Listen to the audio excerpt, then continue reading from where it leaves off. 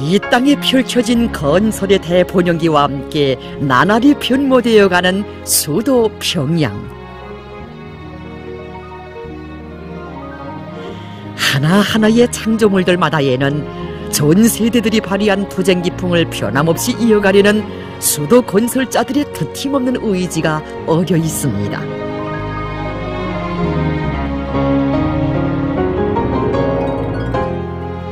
평양속도. 전후 잿더미를 해치고 기적의 도시 평양을 일떠세운 이 건설 속도는 천리마 대고조 시기에 창조됐습니다. 이 화면은 그 전쟁 직후의 평양의 모습을 보여주고 있습니다.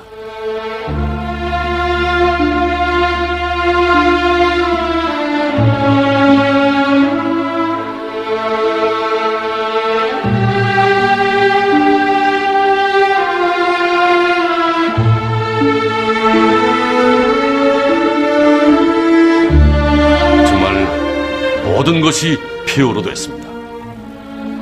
희망이 넘치고 활력이 넘치던 우리 민주수도 평양을 알아볼 수 있는 것은 허리 끊어진 대동강 다리와 그리고 한쪽 벽체만 서 있는 평양 제1백화점뿐이었습니다. 전쟁으로 집을 잃은 인민들에게 하루빨리 보금자리를 마련해주는 것, 이것은 한시도 미룰 수 없는 긴절한 문제로 나서고 있었습니다.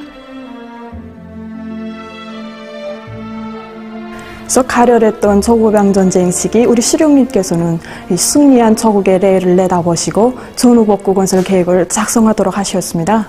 그리고 이 군사위원회 명령을 하다로 가셨는데 우리 벽돌 생산을 필요한 공장을 건설하는 것이었습니다. 이게 바로 지금 강남역 공장입니다. 그래서 그러시고는 몸소 현지에도 나오셔서 이 공장 건설에 필요한 자재 문제, 러력 문제, 식량 문제 등 여러 가지 대책들도 하나하나 세워주셨습니다.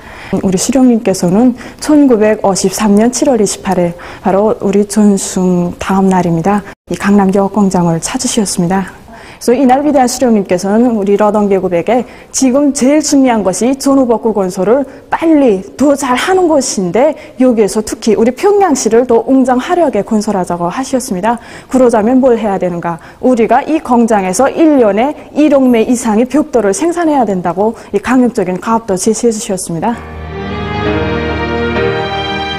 싸우는 저국과 승리한 저국을 함께 이끄신 위대한 수령님의 손길 아래 태어난 강남유업공장. 공장에서 생산되는 벽돌 한 장 한 장은 그대로 복구건설 전투장들에 보내는 한 발 한 발의 총포탄이었습니다. 그러나 이 벽돌을 한 장씩 올려 쌓는 이 기존의 건설 방법으로는 부족되는 살림집 수요를 짧은 기간 안에 보장하기가 힘들었습니다. 그래서 위대한 수령께서는 이 살림집을 더 많이, 더 빨리 지을 수 있는 방도는 바로 조립식 건설이라고 보셨습니다. 모든 것이 파괴된 당시의 공업 형편에서 조립식 건설을 한다는 것은 결코 쉬운 일이 아니었습니다. 하지만 그때 위대한 수령님께서 굳게 믿으신 것은 오직 하나, 애국의 마음으로 불타는 우리 인민의 힘이었습니다.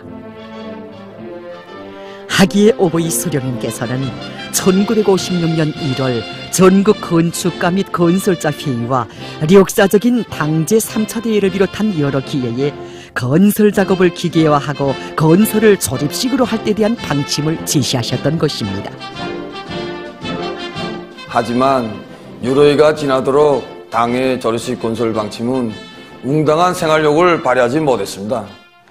그것은 당시 건설 부분에서 책동한 종파분자들, 사대주의자들 때문이었습니다.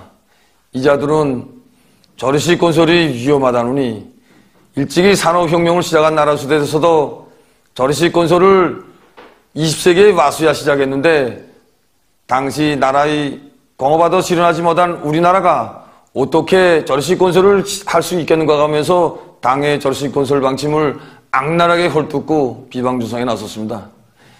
이런 궤변을 짚어버리신 위대한 스님께서는 1957년 10월 당중앙위원회 전원회의에서 건설을 기계화하고 조리식 건설을 적극 받아들일 때 대한 방침을 제시하셨습니다.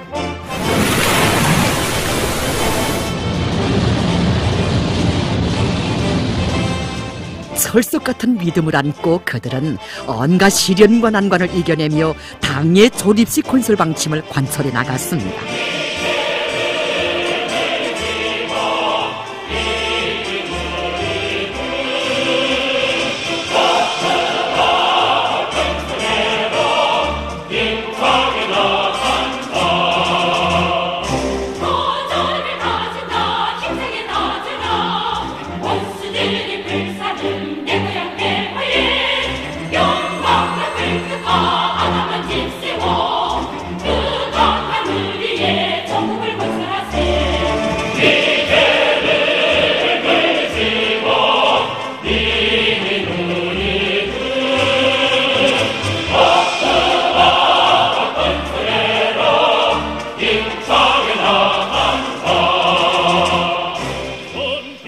그 1958년 1월 20일에 건설부문 지도 일꾼 및 평양시 건설부문 모범 노동자 협의회를 마련해 주신 그 어버이 수령님께서는 이제 건설자들과 무릎을 마주하시고 이제 건설을 다고칠 방도를 탐구하셨습니다.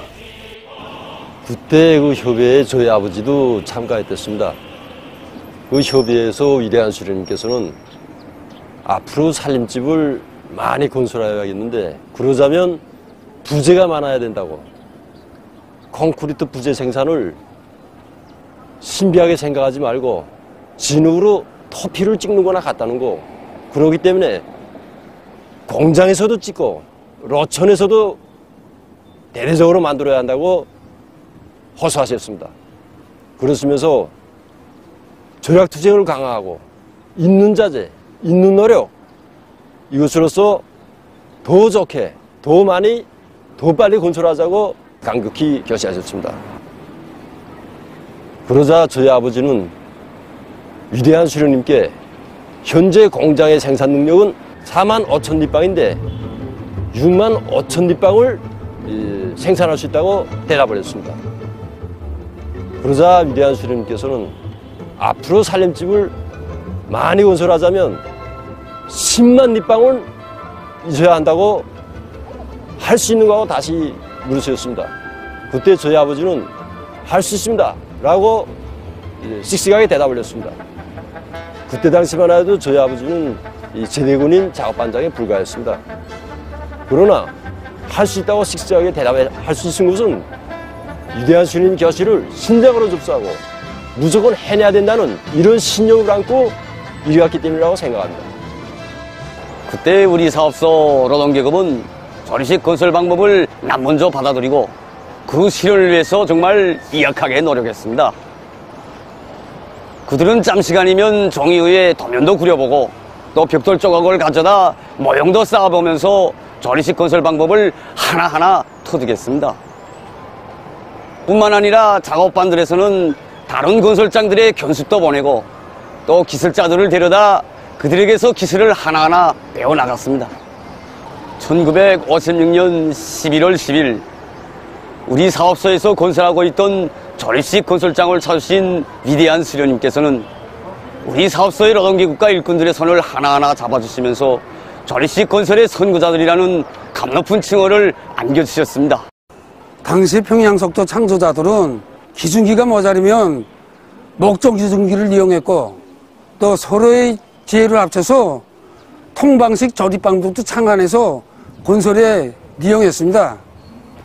수송전사들도 수송 실적을 높이기 위해서 애차 운동도 벌리고 또 연결차 운동도 벌렸습니다. 연결차 운동이라는 게 한 대의 차가 4개 내지 5대의 연결 족지함을 끌고 다니는 운동입니다. 구강경을 보고 사람들이 평양의 거리에 자동차 열차가 달린다고 말했다고들 합니다. 기적이 일어나기 시작했습니다. 자체의 힘과 기술로 만든 건설 기계들이 건설장을 누볐습니다. 1958년에는 전해에 비하여 27배에 달하는 부재를 생산해냈습니다.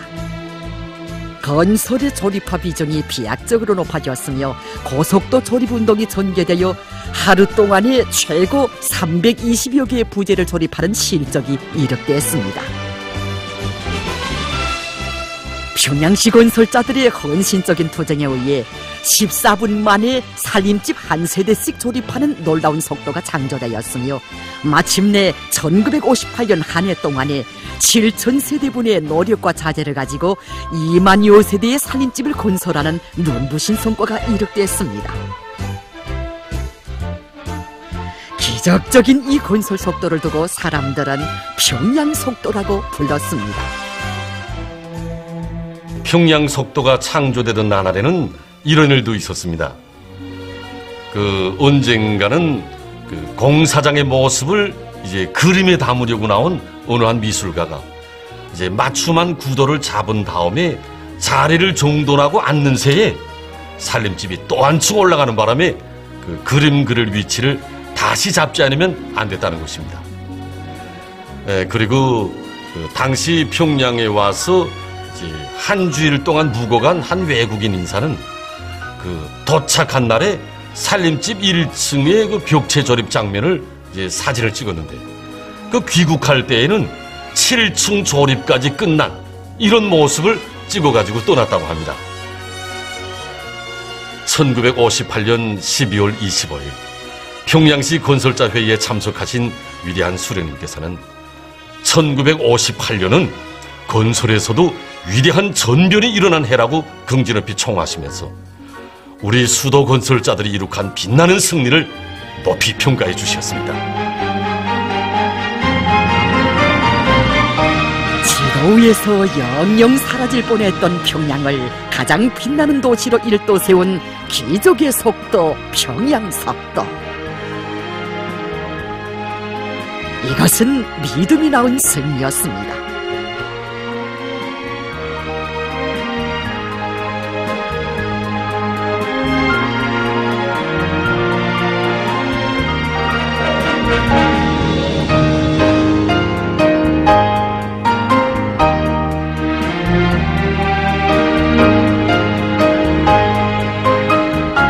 수령은 인민을 믿고 인민은 수령을 굳게 믿고 자력갱생을 높이 발휘할 때 위대한 승리를 이룩할 수 있다는 것.